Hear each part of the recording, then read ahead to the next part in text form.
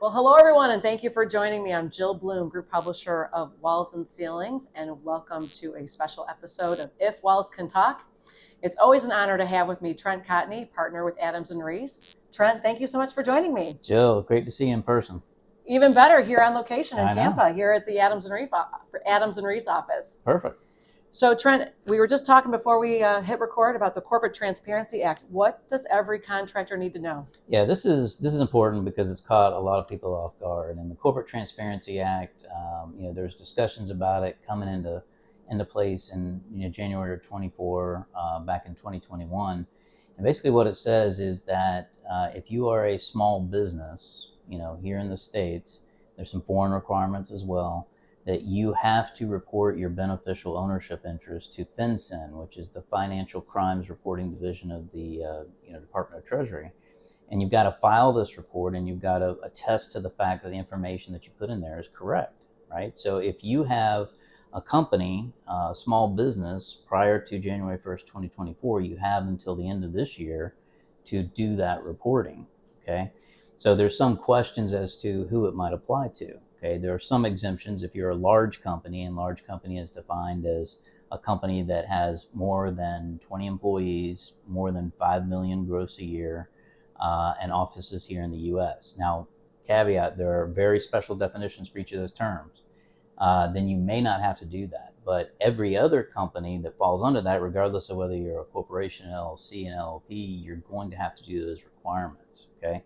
And what's interesting is even if you run a large company, you may have smaller sub-companies that you've got to determine whether or not they comply. So you may have a holding company, or you may have a company that owns, equipment or trucks or whatever it might be. They may have to comply. So you have to report a beneficial ownership interest, which means that you own 25% or more of a company, or if you have substantial control of a company, okay? And again, this is, you have to attest to it, right?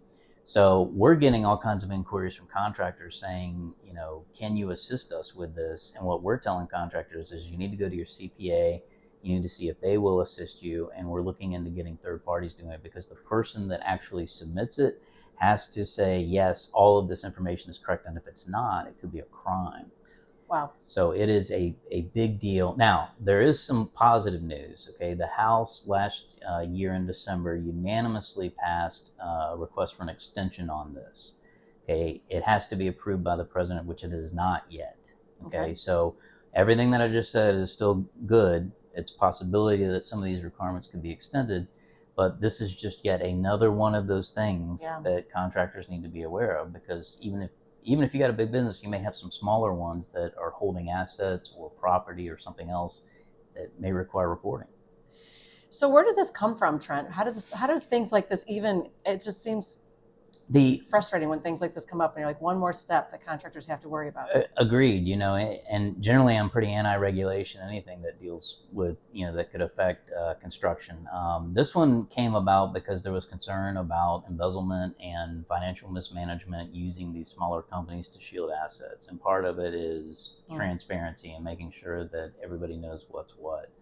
I don't particularly like the law, and I just see it as a lot of busy work and a lot of potential to potentially, have contractors or other small businesses have gotcha moments because you misreported. And I think that may be some of the impetus. If they're targeting somebody, they can say, hey, you didn't report this correctly, you should report it. That's an offense, check the box there.